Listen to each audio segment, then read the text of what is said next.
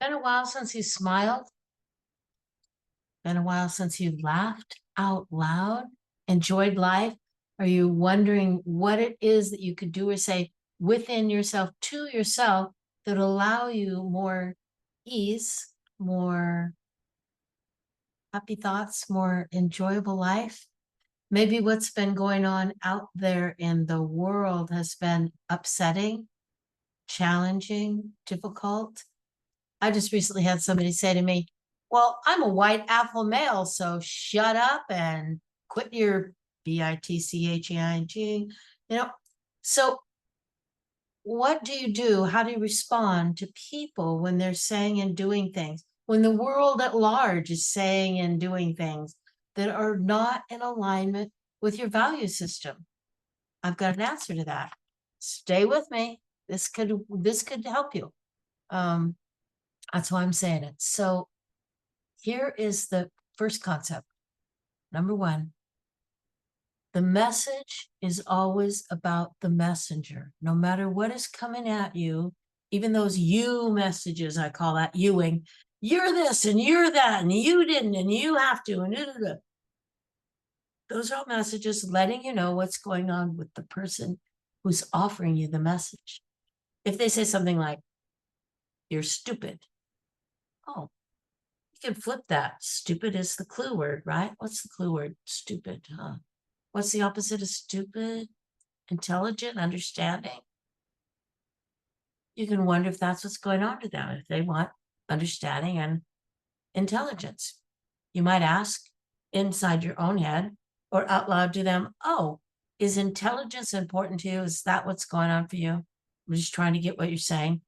Removing myself, I call it the NVC, nonviolent communication shield. There's a shield that's permeable. What comes in is the clue word. What does not come in is the blame, complaining, judgment, criticism, attack.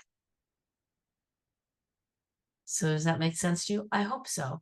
I'm just checking that that would be something that could really help you in life. I think so. It's helped a lot of other people. Why not help you too? If it's not helping you, let's switch to something else. What about instead of saying to yourself what you should do, that should, flip that should over to could. It will open up a world of infinite possibilities and ease and flow. Instead of saying, oh, I should go to work right now. How about if I said, or you said, I could go to work right now? You see the difference there? Should is that SH, I think of it as self-hatred. I should do it. I'm not doing it. And it's wrong and bad that I didn't. There's something wrong with me. I'm a mean, horrible, rotten person, whatever's going on.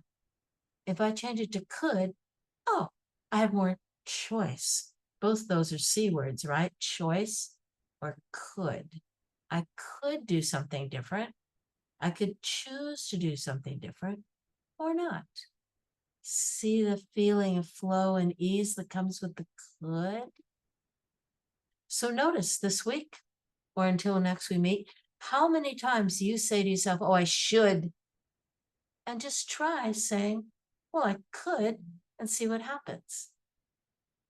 You might really love the results. There's another thing, and that's another concept, another trick or twist you could use in your talking to yourself and talking with other people or trying to hear what they're talking about is, I'm going to pause for a moment because I'm realizing I didn't turn on the captioning and I'd like to do that. But no. Oh, I didn't introduce myself. This is Mara Light. I am a certified trainer of nonviolent communication. I'm founder of the Withing Way, which is 3 tools, not rules, based on nonviolent communications, prepositions, and assumptions. However, it's more what I would call simpler.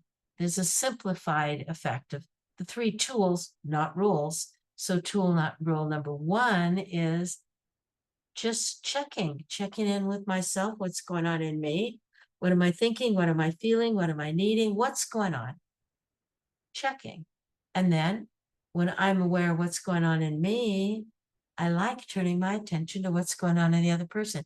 Doesn't work so well for me, usually, if I try and check with the other person when I haven't checked with myself, because let's face it, what am I checking with the other person with if I'm not connected to myself? Some idea of myself, some should of myself, some frame or reference or box I've put myself in. I would like more authenticity and ease than that. So I check in with myself first, then I go and check with the other person. That's tool, not rule number one. And I might not say to the other person, I usually don't, what are you feeling and what do you need? Or tell me what is going on in you. The other person might be, what do you, why are you talking in that weird way? Or what's your point? Oh, so I just want to know what's going on in you. I might say something about myself. I'm curious. There's a feeling word, right? I'm curious. I'm wondering, would you tell me? I'd like to connect with you. What's going on in you? That's being authentic about myself, letting the other person know what's going on with me, and then checking with them if they're willing to say something. And maybe they're not. Like, nothing's going on with me. I'm fine. Thanks for sharing. Then I can guess in my own head. Huh. So maybe not saying anything about what they're feeling or needing or what they're thinking or what's important to them in the moment is their way of having a sense of autonomy or choice. Yes, just having the freedom to say or not say as they choose. Okay. The number two of the tools, not rules, is what I call self-referencing. I'm not choosing to say, it's cold in here, because maybe you think it's hot. I could self-reference and say what's true for me. My truth, I feel cold. See the difference there? I don't like it myself when I'm in a room with people and someone says, well, everyone agrees, blah, blah, blah, blah. Well, I'm one of those, I'm would be included in everyone. And I don't agree with what you're saying. So when that would apply to me, everyone likes whatever, fish and chips. I don't like fish and chips. So I'd like to speak up the truth for myself. If I choose to do that, I might not, because it's a tool, not a rule. Then number three of the tools, not rules, is translating. No matter what is being said, I can translate. It's up to me. And how would I choose to translate? If I want to connect with what's true for someone, I'm going to take the words I hear and guess about what's really going on for them. If they say something, and it's translating for meaning, translating for connection, translating for understanding. So the person says, well, I saw those books on the stand and it's just not the right place for them to be. That's what's said. That's what I hear. I saw the books on the stand. That's not the right place for them to be. So I'm going to take that thought, that idea, and translate it into what could be going on to that person. I'm doing this either in my head or out loud. It's up to me. And it's up to me if I translate or not, right? It's a tool, not a rule. So if they say that, I might wonder to myself, well, I wonder if they'd like more order. They'd like the books to be in the bookcase. They'd like not to have anything on that table.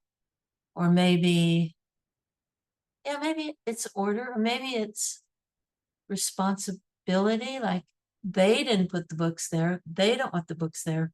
They want the books to be somewhere else. They want the person who put them there to take responsibility for it. Oh, maybe it's responsibility. Huh. Well, I have a way of checking, don't I? Tool, not rule number one. I can check. I like to check and see if I'm getting what you're saying here. They're like, what, why? All I said is not, the books aren't in the right place. They're on the table. Yeah, so I heard that the books are not in the right place that you would like them to be. Is it because you want order or you want ease or it's messing your sense of aesthetics? Just trying to check what about it you don't like. I could try that and see if that lands in them, if they get excited about answering me or not. Maybe they're like, oh God, you're doing that nonviolent communication stuff again. Get over it. Oh, there's another piece of information for me to take in. Oh, so when they say that nonviolent communication, get over it, I'm guessing they would like to be in a conversation that meets their needs for ease and maybe comfort, speaking in a way that they like in their own language. You see what I mean? So these are the three tools, not rules, of the withing way: checking in yourself and with the other, self referencing when you're saying what's true for you, and number three, the translating what's going on. You can do that silently or loud or not at all, because it's a tool, not a rule.